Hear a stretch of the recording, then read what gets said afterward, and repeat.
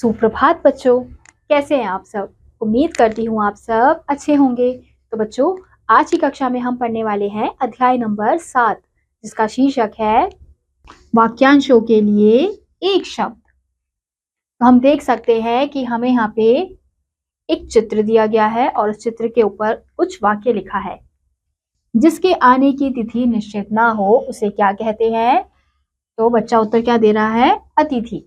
अपनी बात को सीमित तथा प्रभावशाली शब्दों में कहना कला माना जाता है। अपने लेखन को प्रभावशाली बनाने के लिए वाक्यांशों यानी कि अनेक शब्दों के स्थान पर एक शब्द का प्रयोग किया जाता है।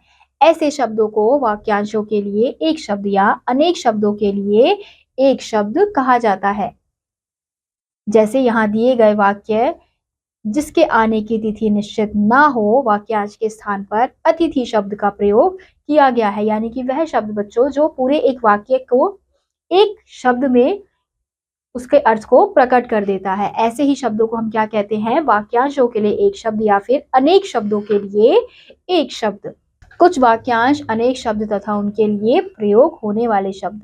तो हमें यहाँ पे कुछ ऐसे शब्द दिए गए हैं जो एक पूरे वाक्य को एक अर्थ में प्रकट करता है। नीचे कुछ वाक्यांश तथा उनके लिए प्रयोग होने वाले शब्द दिए गए हैं। इन्हें याद कीजिए। तो आपको क्या करना है? इन्हें पढ़ना है और इन्हें याद करना है। जैसे पहला वाक्यांश क्या है? जिसमें क्षमता ना हो, तो उसको एक शब्द में कैसे प्रकट करेंगे? अक्षम। जिसे जाना ना जा सके, अज्ञेय। जिसके माता पिता ना हो, अनाथ। जिसके समान कोई दूसरा ना हो, अद्वितीय। जो आंखों के सामने ना हो, अप्रत्यक्ष। जो पहले पढ़ा ना हो, अपठित। जो बिना वेतन के काम करे, अवैतनिक। बहुत कम जानने वाला, अल्पज्ञ।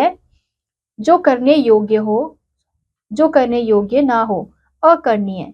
जो कोई काम ना करे, अकर्मण्य। अकर्मण्य।